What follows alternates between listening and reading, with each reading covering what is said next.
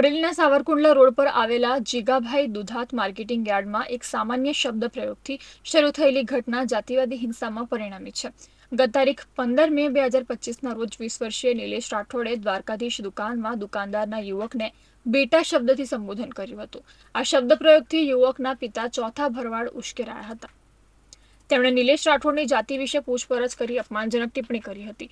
જોકે પરિસ્થિતિ વણસતા ચોથા ભરવાડે ફોન કરીને વધુ માણસોને બોલાવ્યા હતા. આશરે 15 જેટલા લોકોએ યુવકને લાકડી અને કુહાડી વડે માર માર્યો હતો. યુવકને માથાના પાછળના ભાગે કુહાડીનો ઘા મારવામાં આવ્યો હતો. બચાવ માટે આવેલા અન્ય લોકો પર પણ હુમલો કર્યો હતો. નિલેશ રાઠોડ ઈજાગ્રસ્ત થતા પ્રથમ અમરેલી હોસ્પિટલ, ત્યારબાદ વધુ સારવાર માટે ભાવનગર હોસ્પિટલ ખસેડવામાં આવ્યા હતા. ગત રાત્રિએ તેને દમ તોડ્યો હતો અને મારામારીની ઘટના હત્યામાં પરિણમી હતી.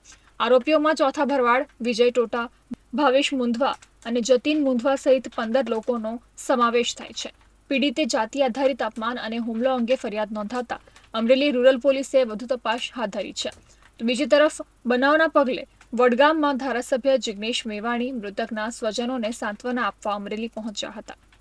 પીડિત પરિવારની મુલાકાત લઈ જિગ્નેશ મેવાણીએ સરકાર પર આકરા પ્રહારો કર્યા હતા. દેશમાં છેલ્લા 2000 વર્ષથી દલિતો પર અત્યાચાર થઈ રહ્યા છે, ત્યારે વધુ એક ઘટનાના પગલે તાત્કાલિક અસરથી આરોપીઓ સામે કડક કાર્યવાહી કરવામાં આવે તેવી જિગ્નેશ મેવાણીએ માંગ કરી છે.